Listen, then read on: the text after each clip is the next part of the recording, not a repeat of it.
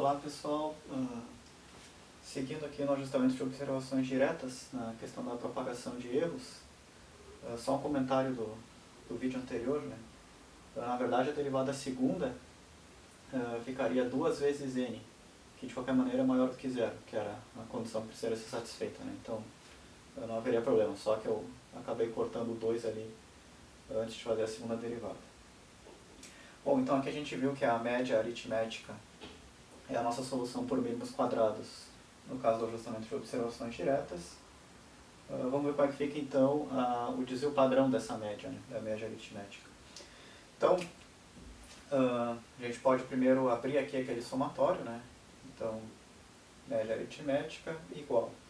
O 1 sobre n é um termo constante, então a gente pode botar simplesmente y1 sobre n mais y2 sobre n mais sucessivamente até a enésima observação sobre n. Bom, aí a gente viu que na propagação de erros, aula anterior, né, então a variância da média é a derivada de cada expressão vezes a variância de cada expressão, né, de cada observação aqui.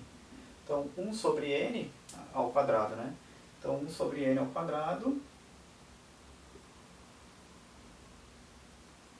vezes a variância da primeira observação. Mais. E assim sucessivamente, né?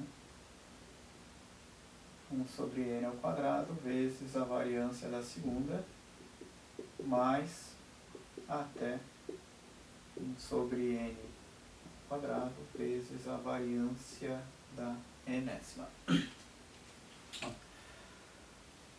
Derivada dessa função em relação a y1, né? Então y1 então fica 1 sobre n. Então 1 sobre n ao quadrado vezes a variância de y1, variância de y1. E assim sucessivamente para as demais. Bom, então aqui, como a gente está assumindo que todas elas têm igual precisão, igual variância, a gente poderia escrever como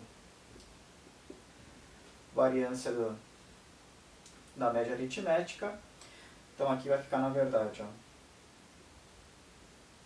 1 sobre n ao quadrado vezes uma variância, que é a variância das observações, mais 1 sobre n ao quadrado vezes a variância da segunda observação, que é igual à da primeira, e assim até a enésima.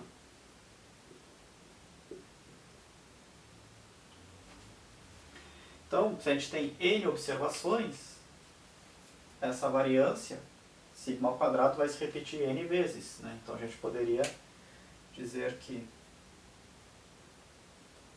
a variância da média aritmética corresponde a n vezes 1 sobre n ao quadrado vezes a variância das observações. 1 sobre n ao quadrado, 1 ao quadrado 1, n ao quadrado, n ao quadrado. Então, variância da média aritmética, n vezes 1 sobre n ao quadrado vezes a variância das observações originais. Então a gente pode cortar esse n com esse ao quadrado, né? Então aqui ficaria variância da média aritmética igual 1 sobre n variância das observações originais. Posso extrair a raiz para ter o desvio padrão. Então, desvio padrão da média aritmética, vou colocar um mais ou menos, né?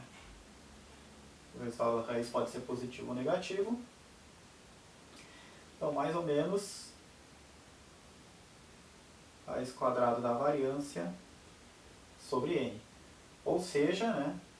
Então, desvio padrão da média aritmética, mais ou menos, raiz quadrada da variância, então, próprio desvio padrão das observações originais, né? Raiz quadrada de n, raiz de n.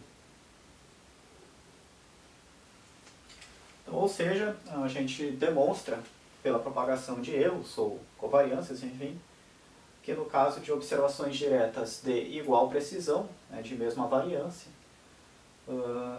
a solução por números quadrados é a média aritmética e o desvio padrão da média aritmética, né, corresponde ao desvio padrão das observações originais dividido por raiz de n, onde n é o número total de medições. Então aqui é aquela relação que vem do teorema do limite central, ou teorema central do limite, né. Então com isso a gente demonstra que para observações diretas, nossa solução por números quadrados, média aritmética. Desvio padrão da média aritmética, desvio padrão das observações originais, dividido por raiz de n, onde n é o número de medições. E aí, claro, quanto maior for o número de observações, né, maior fica o valor desse numerador, né, então menor fica o desvio padrão da média aritmética, ou seja, mais confiança a gente tem no valor da média aritmética, ou, em outras palavras, né, mais precisa é a nossa estimativa, né, para aquela grandeza.